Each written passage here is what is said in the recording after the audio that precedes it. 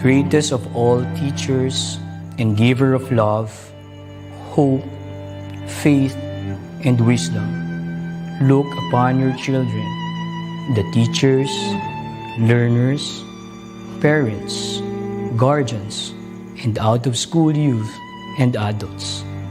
We humbly ask for your mercy and forgiveness. Guide us to the right path. May our efforts be blessed with insights and understanding, wisdom and respect for all. Bless us with patience, for the path of learning is never easy. Bless our commitment to keep on learning new knowledge and experiences. Let your light shine upon us as we make our world a better place to live in. Amen.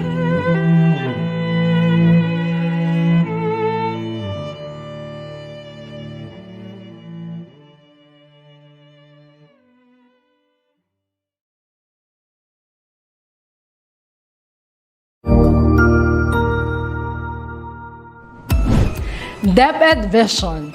We dream of Filipinos who passionately love their country and whose values and competencies enable them to realize their full potential and contribute meaningfully to building the nation. As a learner-centered public institution, the Department of Education continuously improves itself to better serve its stakeholders. DepEd mission: to protect and promote the right of every Filipino to quality, equitable, culture-based, and complete basic education where students learn in a child-friendly, gender-sensitive, safe, and motivating environment. Teachers facilitate learning and constantly nurture every learner. Administrators and staff, as stewards of the institution, ensure an enabling and supportive environment for effective learning to happen. Family, community, and other stakeholders are actively engaged and share responsibility for developing lifelong learners. DepEd core values: maka-Diyos, makatao, makakalikasan, at makabansa.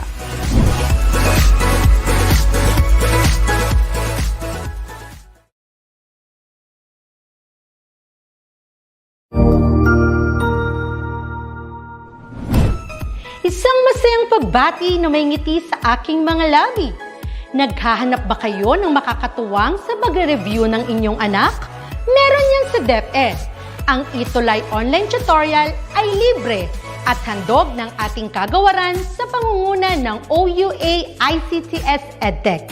Ito ay isang proyektong makatutulong sa mga mag-aaral, katuwang ang mga magulang o kasama sa kani-kanilang tahanan para masagutan at maunawaan ang mga modules. Hangad din ng programang ETUlay ang matulungan ang ating mga guro sa kanilang mga blended learning classes.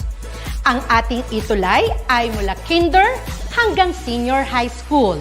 Bukod sa academics, meron din tayong mga special programs gaya ng All is Wellness, Reading and Math Remediation, Storytelling, Mommy Tech Talks, Classes sa Gramatika, Speech Class, Financial Literacy, at marami pang iba. Pinalawig din ng ETUlay ang ating Alive program para sa mga mag-aaral mula grade 1 hanggang grade 3. Gayun din ay mayroon tayong ALS program at SPED tutorials na makasisigurong makakamit ng lahat ang inclusive education. May SPED hotline na rin para sa inyong mga katanungan patungkol sa special education. Kaya, subaybayan mula Lunes hanggang Biyernes, mula 9:00 ng umaga hanggang 7:00 ng gabi ang ating ETUlay. Sa ating pagtutulungan, maiaangat natin ang bawat isa. Ating itutulay ang pagkatuto upang di mapigil ang pag-aaral ng kabataang Pilipino. Itulay natin ito, sulong edukalidad.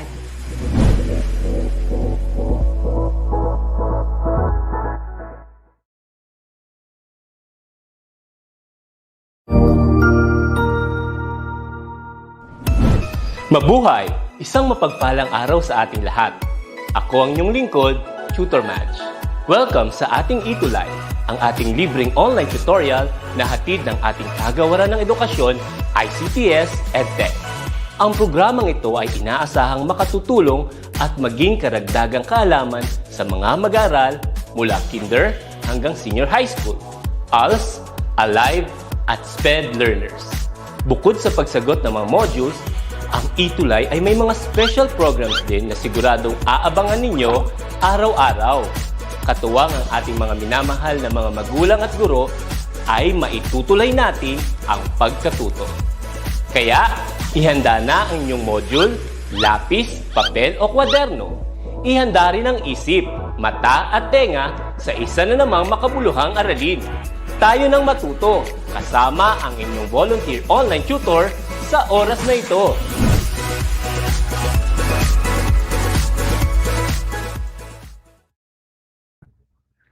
Ayan, isang magandang morning, no? It's another Friday po, no, mga ka-tech quiz. Kamusta po kayo? Naway nasa mabuting kalagayan po kayo. At syempre, welcome back po sa ating ETUlay online tutorial, sa ating mga ka-tech quiz, mga mag-aaral, sa ating mga dear parents, kapwa guro, at ang ating mga school administrators and other stakeholders. Maraming salamat po sa patuloy na pagsuporta sa ating DepEd Edtech Unit ETUlay online tutorial project na ito. Ayan. So, I do hope na nakapag-almusal na po kayo, no? So, panibagong araw na naman po ng pagtuklas at pagsaliksik ng panibagong karunungan ang ating tatangkain sa araw na ito. Ayan. Sige, keep your comments, greetings coming sa ating comment box. Ayan, ang dami kong nakikitang mga pagbati. Yan, meron pa nagpo-promote ng kanyang business ata to. Ayan. Ayan, so, John Senior Lorio, Beth Llamas, Lorena Sarandona, hello po, good morning po sa inyo, no? Ma'am Rosin, salamat. Ma'am Beth Llamas, John Chris Makasusi, yan, May Bakong, at sa lahat po ng tumutunghay, no? By FB Live and YouTube channel ng ating EdTech Unit. Maraming salamat po at naway patuloy po kayong tumutok, na po. Ayan, so, yun nga po, welcome po ulit sa Computer System Servicing for Grade 11. Yan, excited na ba kayo sa ating aralin, no? Nalilinangin sa araw na ito?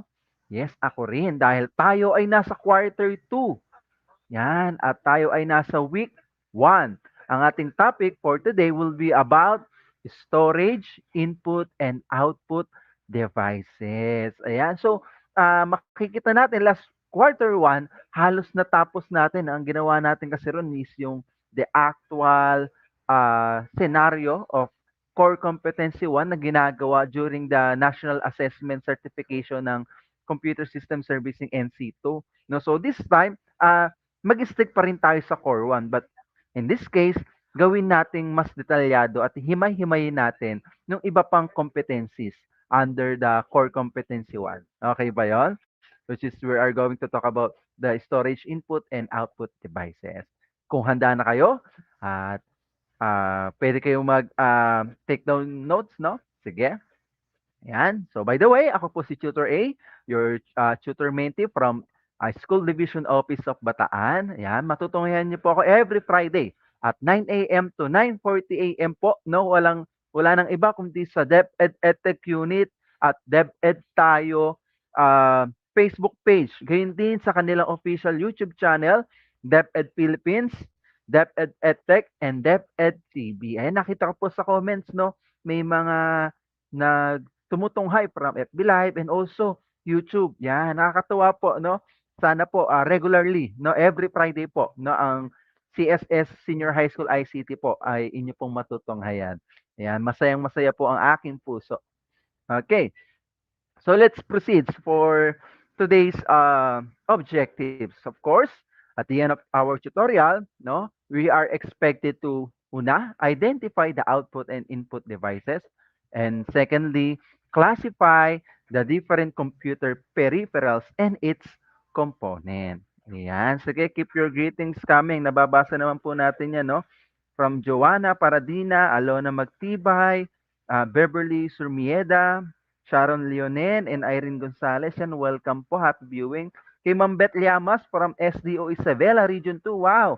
From Tumauni ba to, ma'am? West Central School, Tumaini South District, yan. Well, happy viewing po. Yan. Jeff, oh, yan. Ang sabi niya, grade 8, pero manonood ako ng grade 11. Well, of course, okay yan. Kasi as early as now, baka mamaya ang TLE mo ay ICT, which is CSS, malaking tulong to. So, happy viewing. Yan, kay J. Friel Samook, good morning sa'yo. And kay Enrico Dalupan, ayan, good morning po. From Virgen de las Flores High School, new student. Yan, Melay Cantiveros, Denis Laurel, Aura Briguela, Kiefer Sanchez, Maki Espuerto, Francis Concepcion, Clarice de Guzman. Ayan, happy viewing, Ma'am Ivy Rose Madawin, Evelyn de la Cruz, Philip Cabangal, Noemi Osal. Ayan, sobrang dami po. Maubos po yung oras na. Anyway, happy viewing po sa inyo lahat. Okay, so let's start na po. Let's continue. Yan, so direct pwede pong pa-screen, pa-full screen lang po nitong slide. Ayan, thank you, direct. Yan, si Direct MJ, ang aming poging director ng Senior High School ICT. Ayan, so as you can see in our image, no, meron tayong parang tatlong item, no, na makikita rito. We have the input, the processor, output. Yan. By the way, this is through the courtesy of Sir Ismael Balana, our computer system servicing trainer and assessor all the way from Zambales. Yan. From Testa, Zambales. Yan. So lagi nating isipin when we talk about computer, we talk about processes.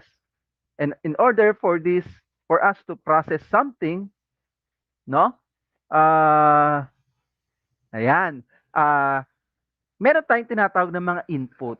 Siyempre, wala namang ipaprocess si computer kung wala tayong i-input. So, ayun yung pag-uusapan natin. So, we are going to input something on the computer and then the computer will process it and it will give us output, no? So, ito yung very idea ng ating talakayan ngayon. Yan. Sige, Ma'am TB, Ma'am Lisada, Pineda, ayan. Ma'am Heavenly Tanghian, ayan, from Davao City. Wow! Happy viewing. Sir Enrico Dalupan, ayan, buena, Ma'am Ma'am April Buenafe, Sir Ariel Artiaga, Hana Ileha, Heavenly Tanghian, yan, happy viewing po. Jen Daniel, Madison Sese, Mary Grace Balenton, Gerald Bautista, Rosemary Di Mapilis, ayan, ang dami. Happy viewing po. Ayan, so, diretso po tayo. Walang bibitiw po, no? Ang bumitiw, malamig ang darating na Pasko. Biro lang po. Ayan. So, pag-usapan natin yung peripheral device. Yan. So, ano nga ba yung peripheral device na ito? Okay? So peripheral device, ito daw ay isang piraso, no, ng isang computer hardware. When we say computer hardware, tangible object, hardware siya, component, nahahawakan, no, that is added to a computer in order to expand its ability. Yan. So ito pala ibig sabihin ng peripheral devices. Now, so the term peripheral is used to describe those devices that are optional in nature, as opposed to hardware that is either demanded or always required in principle. There are three different kinds of peripherals. Ayan. So we have the input devices, the output devices, and the storage devices. Okay? Again, so these are the three kinds of peripherals. We have, again, input devices, output devices, and storage devices. Okay po? Malinaw. Ayan. Keep your comments, greetings coming. Ayan. So may grade 4 pa na nagbibo. Thank you po, thank you. Happy viewing po sa lahat. All right, next. We're going to talk about the input devices. From the word itself, input, in. No, ipinapasok or ibinibigay, something like that, okay? So in computing, no, an input device is any peripheral. Again, when we talk about peripheral, it's a computer hardware, no? Used to provide data, again, used to provide, nagbibigay and control signals, no? Tatandaan natin signals because everything that we input in computer are all electrical signals that will be converted into a computer binary languages that only computer understand. Huwag po tayo malilito ron, okay? So control signals to an information processing system such as a computer or other information appliances. Okay? So matatandaan natin, no, dun sa una na dito sa ating unang ipinakitang picture, no? Ayan, may in-input tayo, no? No? Again, using peripherals, meron tayong mga peripherals na ginagamit o yung hardware components, no? Para makapag-command, makapag-send tayo ng command or instructions sa computer, and this will be in the form of electrical signals, no? Yung sinasabi natin dito. Okay? So, these input devices converts all the incoming data and instruction into a pattern of electrical signals. Then, in what type? In binary code. Tatandaan natin there are two. Kaya nga binary, dalawa. It's either 0 or 1. That is the combination of electrical signals. So, these are binary codes that are comprehensible to a digital computer. Okay? So, those are the instruction. Okay? Halimbawa ng input device. Nag-input tayo gumamit tayo ng keyboard para mag-type ng ating pangalan using an application, no? Yung keyboard na yon, that is our input device, and then yung pagpindot natin sa mga keys na yun, there are electrical signals which corresponds to a certain binary code na yan. And then those signals, ipa-process yun ng ating computer system, yan, and then the computer will understand it, will comprehend it. Why? Because binary codes are the language of a computer system. Huwag po tayong malilito ron. Now, sir, ano ba yung mga example ng binary signal na input device na sinasabi mo, sir? Ayan, so dito, meron tayo ngayon dito sa ating camera. Saglit. Ayan, ito na pala. Ayan, so nakikita po ba? Ayan, malinaw. Tatapat ko lang yung yung ilaw. Para maliwanag ang ating buhay. Ayan, so ito ang iba't ibang input devices na aking nakuha dito sa ating lugar. So, una, meron tayong keyboard. Ayan. Ito ang ating keyboard.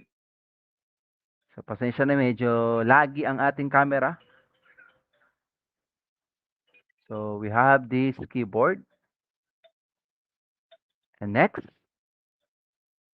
of course, yung ating famous na mouse. Ayan. Nawala rito. Ginamit na pala ng misis ko. Yan, nasa webinar kasi ang aking misis. Ayan yung mouse natin, no? So, it's also a USB type na mouse. And an optical mouse. Yan. Optical mouse po yan.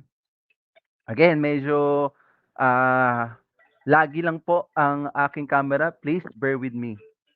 Ayan. Okay. Next. Thank you.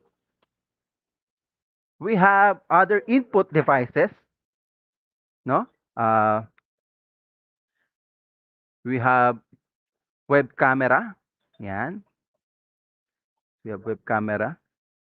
Again, di po ako nagla-live selling Pinapakita ko po sa inyo iba't ibang klase ng mga input devices. Baka mamaya may mag-comment ng mine. No? Hindi po tayo nagla-live selling. Next. We have, of course, microphone. Yan. So, medyo OA yung microphone ni sir. Sir, nagbibideo ka ba? Hindi po. Ang microphone na to is dito sa speaker na ito. Ayan. But syempre, pwede kayong kumuha ng adapter and then you input it on your computer unit. Pwede naman may nabibili adapter niyan. Yan. And also, we have our speaker. Yan, na may audio jack. Yan, okay? So, ayan po ating speaker. Nagsasalita po yan. Yan. The Bluetooth Ayan. device is ready Diba? Look at demonstrate ni sir. Ayan, so those are the commonly used, no, na mga input devices natin. Okay po? We have the mouse, the keyboard, uh, we have this wireless mouse. Ayan. Ito po yung wireless mouse natin. Okay, we have keyboard. Ayan, ang keyboard natin. Ayan. And we have web camera. Ayan. We have microphone, of course, and we have uh, speaker. And also we can also use, no, gumagamit din po tayo ng tawag natin dito, headphone or earphone. Yan, meron din po tayo. Input device din po natin yan. No, kasi may built-in microphone po ito. And also, consider as output na rin siya kasi nga mayroon siyang stereo diyan wherein we are able to hear audio signals, no, or audio file from our computer. Okay? Yan. So, balik tayo sa ating slide presentation. Yan. So, again, that is input devices. Okay? Those are the basic or commonly used input devices, no, na makikita nating madalas ginagamit, no, sa isang computer system. Okay? Next. If we have input devices, of course, meron din tayong output. Again, dahil meron tayong in-input kanina dito, no, halimbawa using keyboard or mouse to send instruction and to type other information, no?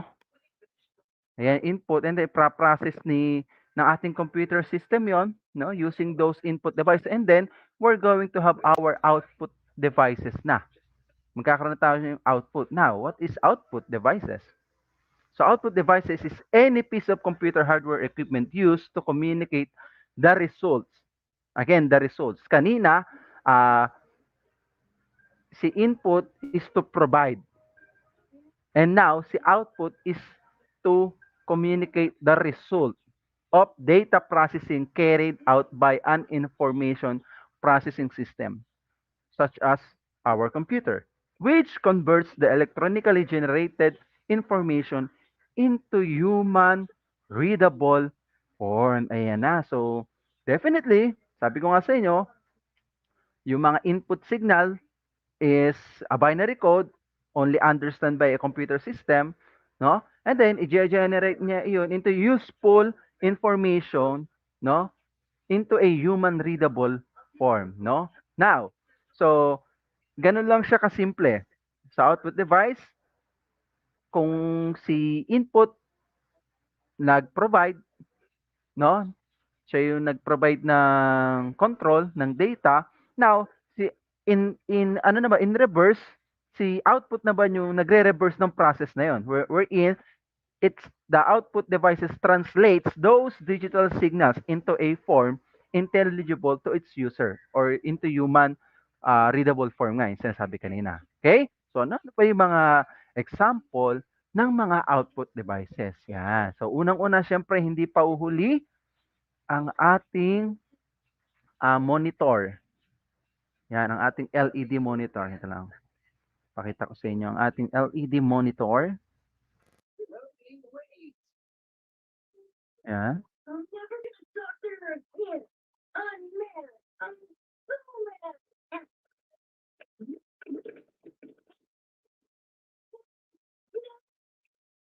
Direct.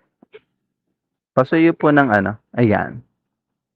Ito po ang ating monitor.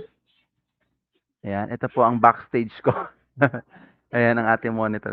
Ilawan natin. LED monitor po yan. No?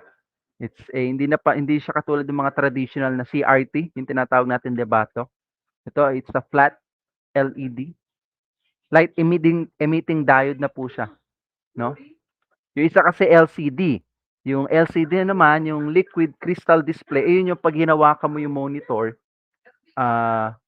ayan, Nasira ko na yung monitor.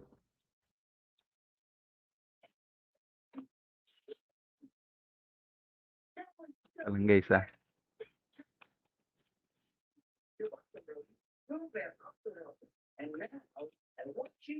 Sige, sunod tayo.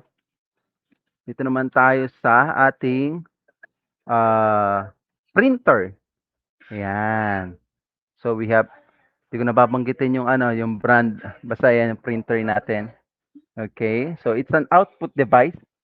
No? Kasi yung mga in-input nating data, halimbawa sa ating documents, then pag print natin, magkakaroon na tayo ng printed object, no? Output.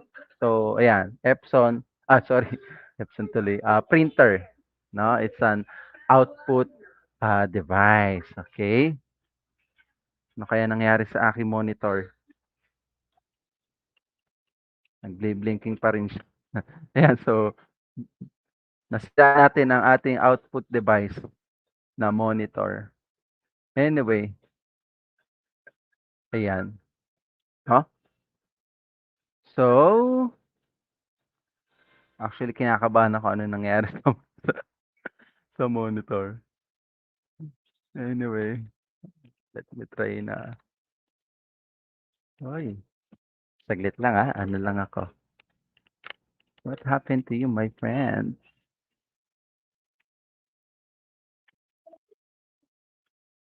Yan. Ayun, umokay na siya. Thank you, Lord. Hindi, lagot ako sa misis ko. Ayan, umokay na po ang ating monitor as you can see. Yay!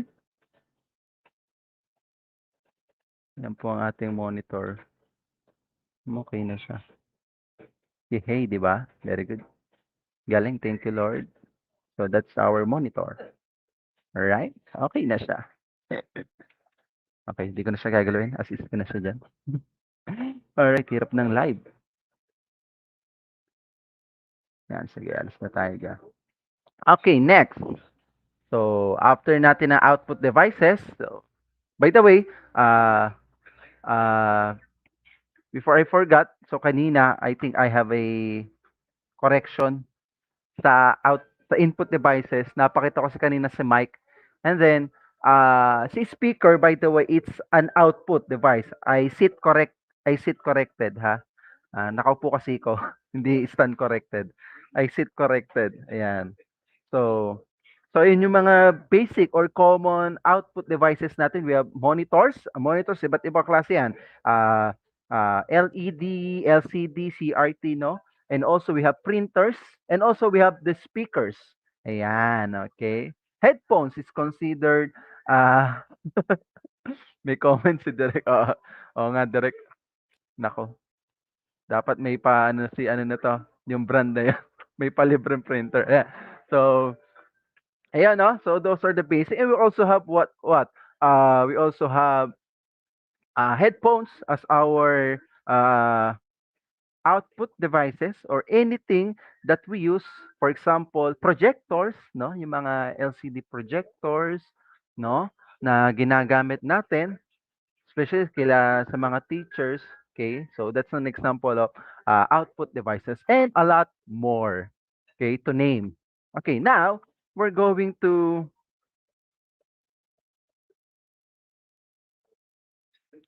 talk about storage devices. Okay, we are through with input devices, we are through with output devices, and now we're going to talk about oops, sorry. Storage devices. Okay? Yeah, so storage devices is a device that is used to store data. Andun na yung ano yung root word, store, storage. Yan, no? Store data or programs on a temporary, again, mapapansin nyo may dalawang klaseng binabanggit dito ng storage device or a computer memory. No? We have a temporary and a permanent. Okay? So wag malilito, storage device is an example of is a classification of a computer memory. And then in computer memory, we have a temporary and a permanent. Ito yung tinatawag nating temporary is yung mga volatile, and we have the permanent, the non-volatile. Alright? So, sana malinaw po tayo ron. Okay, ayan. So, keep your daming greetings. Yan, si Tutor Marlon Ramos from Orani National High School. Parang happy viewing, sir. Ayan, ang dami. Sana po next week, andito pa rin kayo. Ayan, good morning po sa inyong lahat. Yan, from SDO Nueva Ecija. Grabe, nakakataba ng puso at nakaka-pressure in a way na dami nanonood. Ayan, so thank you po. Okay, so going back to storage devices. So, ayun nga. So, we have two types of storage devices or memory. We have the temporary or what we call volatile, and next is permanent is the non-volatile. Okay. Ano ba yung pinagkaiba nung dalawang iyon? Sige. Yan. So, when we talk about temporary storage device or memory, no, we are talking about the primary storage or primary memory. So, what are the primary memory storage? No, main memory holds instructions and data when a program is executing. Again, when it's happening, nangyayari when a data or a program is executing. Number one, we have the RAM. Okay? So RAM or what we call random access memory. So matatandaan natin on our quarter one discussions about the how does the computer works, no? 'Di ba? Once mag-on, pinower on natin sa computer, and then via electrical signal, magse-send ng electrical signal 'yon, no? So mag-e-execute si power supply, no? ng voltage, no, para dumaloy sa motherboard, and then doon na under na si CPU, no, yung tinatawag na nating post na to, power on self test, no, yung mga iba't ibang components sa motherboard sa system natin is magse-self check sila kung okay ba sila, kung may error, magbibigay ng beep error or error code sa screen ang ating computer. Now, it will boots the CPU, no, from the BIOS, yan, si BIOS ROM, no, from CPU, ayan, titignan niya kung hahanap siya ng, after ng pause, hanapin niya yung bootstrap, kung meron meron ba siyang boot manager na ilo-load, no? So it goes by hand in hand simultaneously with CPU and the RAM. Okay? Our primary memory. Now, as you can see in our illustration, no, sa CPU, meron tayong tinatawag na cache or cache. Alin sa dalawang pronunciation yung bet nyo, bahala kayong mamili. So, si cache, it's a built-in register, no, sa bawat CPU. Okay? Kasi para hindi na mahirapan pa na in transferring process execution from CPU to RAM, no, while executing a program, no, dito pa lang kay cache, no, able na si CPU to hold, no, ayan, again, to hold temporarily, no, a program or data. Then, simultaneously lang ibabato niya kay RAM. Now, this will be in relation na lang din kung anong klaseng software yung niraran nyo or ine-execute nyo if it requires a more memory, no? So, kaya doon napapasok yung mayroon siyang tinatawag na tawag dito, RAM specification. Halimbawa, yung mga online games or mga ini-install nating mga medyo, ano ba tawag natin dito? Mga ROG ba yun? ROG games? Kasi medyo mabibigat yung kinakailangan system requirements na yan.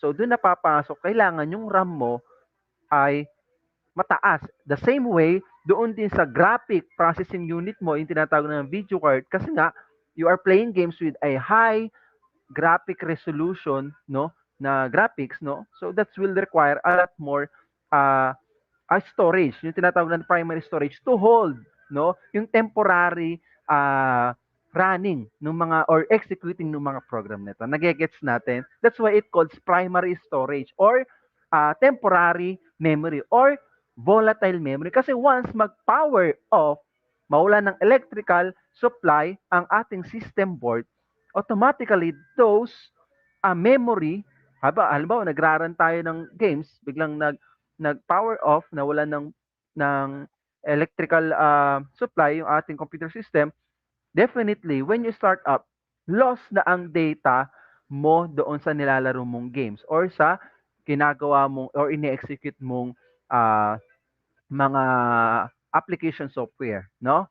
Not unless na lang if, for example, if you are doing a Microsoft Word, halimbawa nagta-type ka na research study mo, then naka-enable naman yung automatic save doon, yung naka-auto save siya. Definitely once mawalan ka ng power, from time to time within the span of seconds, no? Nag-auto save naman niya. So there's no need for you to fear that kind of situation. Okay?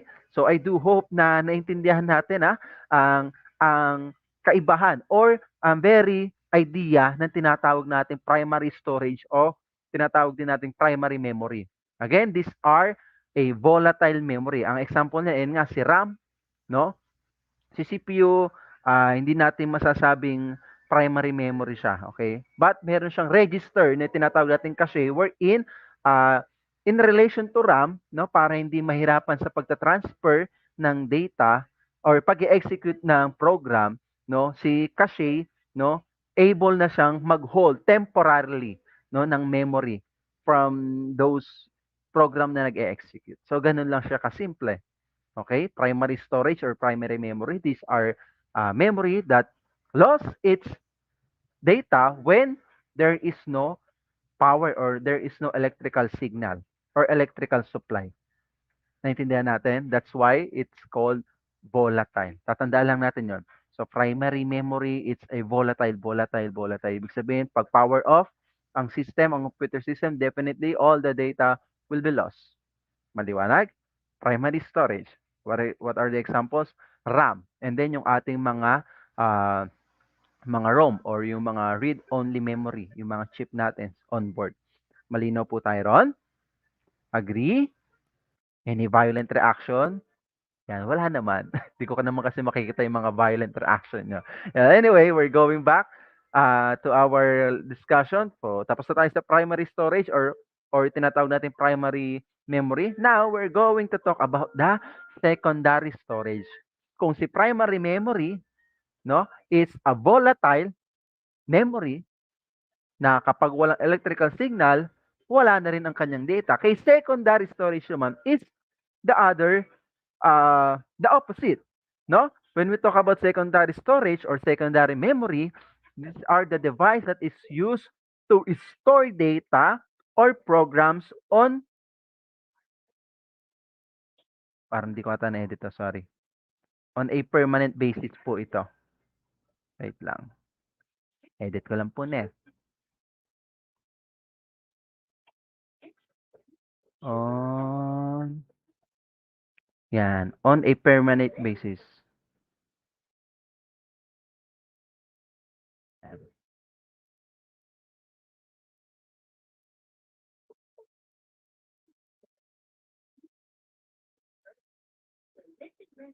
Yan, on a permanent basis. Yan, may correction ako doon. Sorry po. Hindi ko na na-edit. Yan, again, secondary storage or secondary memory, ito yung nag-store ng data permanently.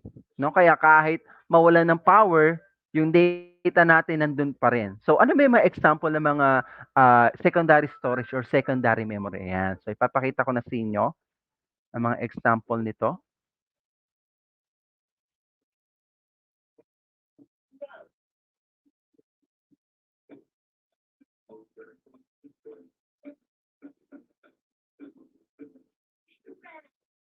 Lang. I-under ko lang po, i-on ko lang po yung external camera ko. Oops. Oh. Okay. Ayan yung makasama. Restart ko lang po saglit. Please, bear with me. Mahirap po talaga kapag live. No? Mahirap po talaga pag live. Kailangan medyo adlib-adlib ka. Talk-talk ka muna. Mga ganang girls. Okay, I think we're good. Yan, so, taasan ko lang ang aking lightning.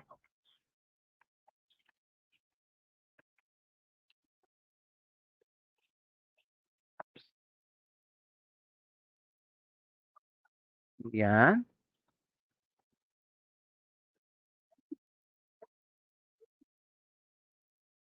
Ayan. So, ito po yung mga example ng ating secondary memory. Yan. Thank you, Direk. Ayan. Oops.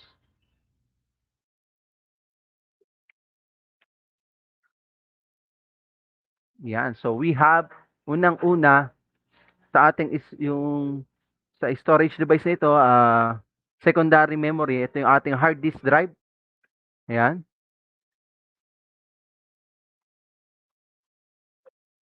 Yan. So, ito ay pang laptop. Ang size nito ay 2.5 inches. Ang pagsukat niyan, diagonal po. Hard disk drive po ito, secondary memory, which stores data permanently. And ito naman yung ating solid state drive. Ganun din. Oops. Saglit po, nawala.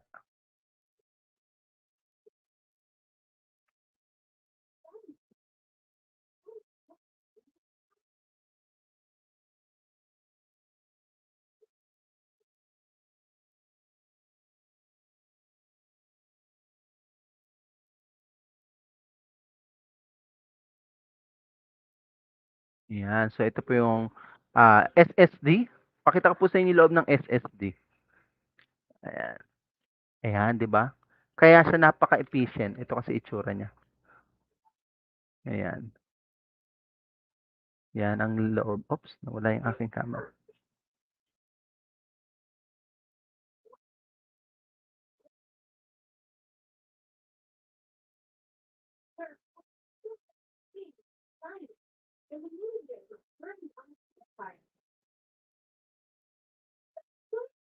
Naka-Wi-Fi po kasi itong aking external camera. Okay, anyway, so we're done with hard disk drive and SSD. We have USB flash drive. Ayan, ang ating mga USB stick. Ayan, flash drive pa ulit. Ayan. Ayan. And we also have our micro SD card. Ayan. And we have SD card adapter yan. And we also have ito ang ating external hard disk drive. Ayan. So, umabot pa tayo na ipakita ko pa sa inyo. Ayan. So, those are our storage devices, no? We have, basically, ito yung pinakasikat yung si hard disk saka si solid state drive. Yan. So, pakita natin.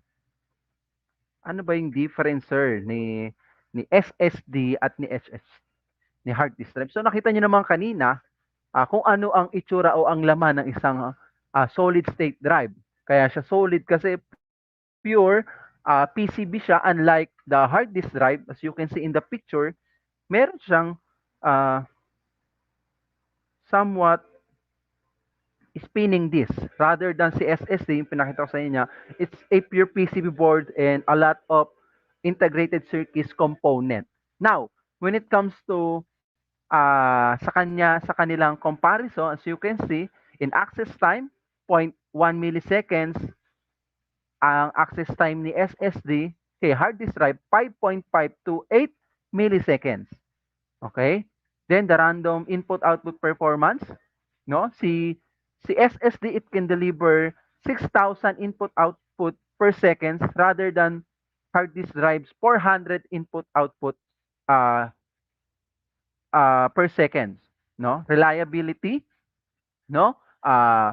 The SSD have a failure rate of less than 0.5%. We are talking about failure rate dito. Rather than hard disk drive, no, it can fluctuate at the rate of 2 to 5%. No, napaka ano pa rin 'yan. Napaka significant, no, na number pa rin. And when it comes to power consumption, again, when we talk about power consumption, we talk about watts, no, or wattage. No, SSD is a lot more significant, masasabi natin uh, power consumption, no? I mean, much less power consumption from 2 to 5 watts energy savings rather than hard disk 6 to 15 watts energy consumption. Okay? Now, in CPU power, no? SSD have an average input-output weight of 1% rather than,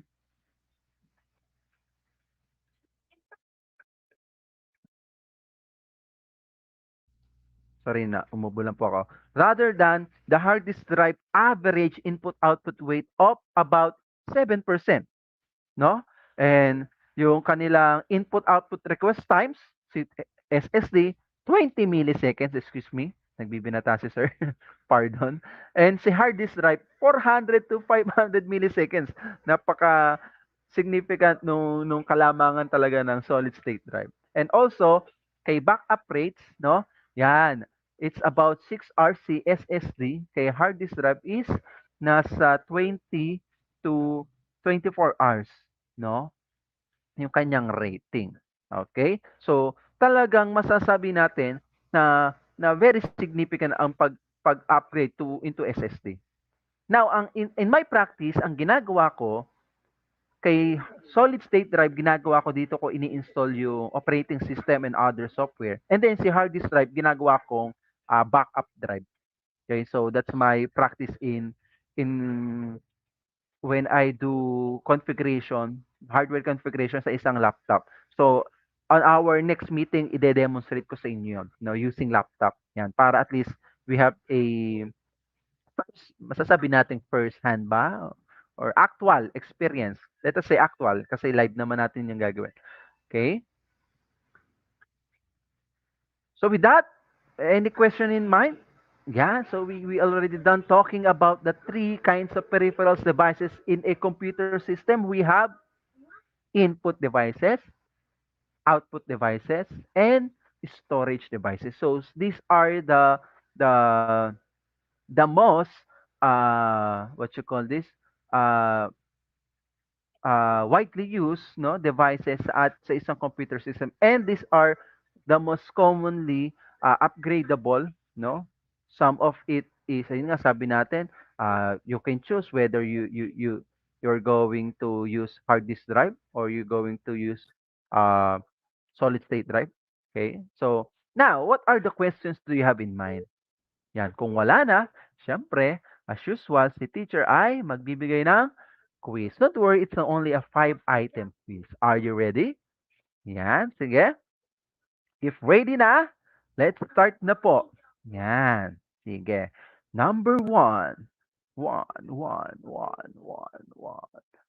Which of the following hardware device is capable of holding information? Again, which of the following hardware device is capable of holding information?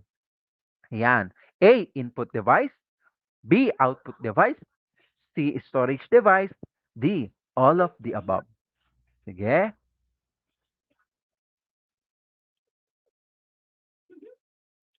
Sige po.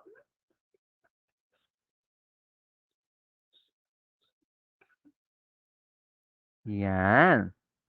So, the correct answer is storage device. Ayan, we have a very significant comment from Sir Enrico Dalupan. So, examples are hard disk drive, solid state drive, random access memory, CD, DVD RAM. Ayan, yeah, that's correct. By the way, nalimutan ko.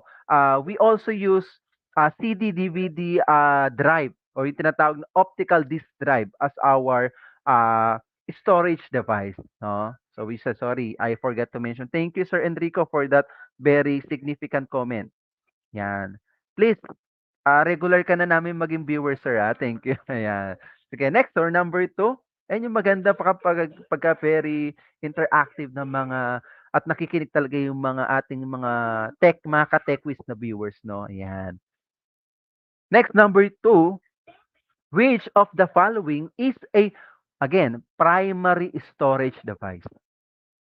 A, CPU, B, RAM, C, SSD, D, none of the above. Sige. Have your answers on the chat box. Ayan. Ayan, very good. Tama si Sir Enrico. Kanina sa number 1, it's letter A. Ayan, di ko agad nakita. Medyo delay ang aking...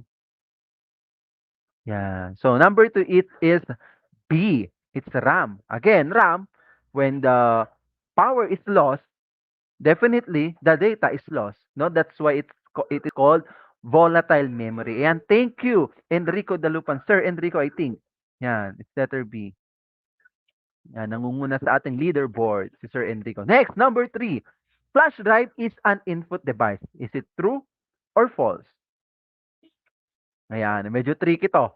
Ayan, flash drive is an input device. Again, kung babalikan ninyo yung very definition ng ating input device, ano ba yon, no?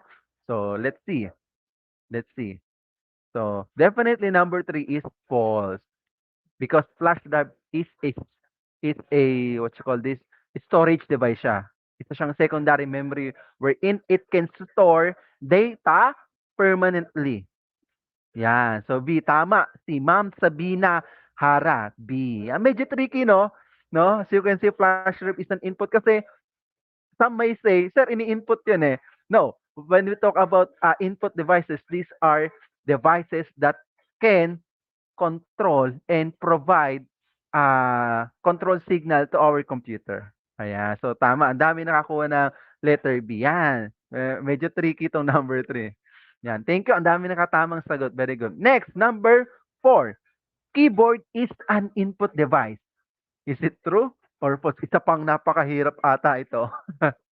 Sige. Yan. Number 4, what is the correct answer? Mahirap ba? Mukhang mahirap nga ata. Yan. Sige, keep your answer coming. Number 4, keyboard is an input device. Yes, of course, input. Kasi again, with the very definition of input, it's control and provide data in our computer system. It's true. And last, for number 5, monitor is an output device. Isa pang mahirap na sagot. Ayan, very good. Nakatama, Sir Enrico Dalupan. Baka siguro delay lang yung dating sa akin ng sagot. Sorry. Yan. For number 5 na po tayo, monitor is an output device. Is it true or false? Yan, ito, napakadali nito. Yes, of course. Number 5, monitor is of course an output device. Yan, because it display the output, no? A signal that is communicable into human intelligence. Yan, thank you. Galing. Number 1, top 1 natin si Sir Enrico Dalupan. Yan. Okay, so with that, panibagong Friday na naman po ang natapos. Maraming salamat po sa inyong pagsubaybay. Muli kami po ang inyong Senior High School Information and Communications Technology Team. Pinangungunahan po ni Tutor Pau, ang aming ICT mentor at ang inyong lingkod, Tutor A for CSS, grade 11, and si Tutor Well for programming, no? And Tutor Lon for computer system servicing, grade 12. Yan po ang aming team. Yan. By the way, muli ako po si Tutor A from SDO Bataan. Yan. So, huwag kalilimutan, every Friday at 9 a.m. to 9:40 a.m. Medyo nag-extend lang tayo ng ilang minuto. No? I think 11 minutes nag-extend tayo. No? Matutunghayan niyo po dito pa rin sa ETUlay online tutorial ng DepEd EdTech Unit, no? Ang Computer System Servicing NC2, Senior High School ICT for grade 11. Every Friday po yan. No? Wala nang iba kundi sa Facebook page ng DepEd EdTech Unit at sa DepEd tayo. And of course, sa YouTube channel natin sa DepEd Philippines, DepEd EdTech at DepEd TV. Ayan. Bago kayo umalis, syempre, we love to hear it from you.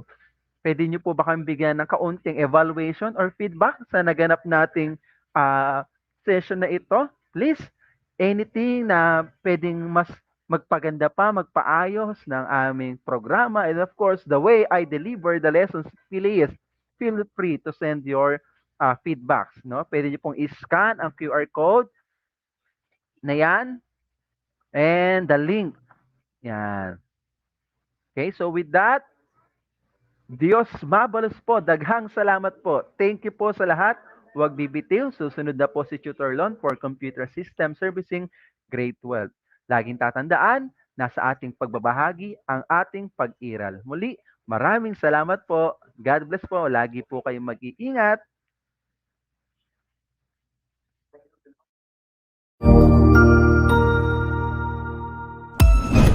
Ang husay naman!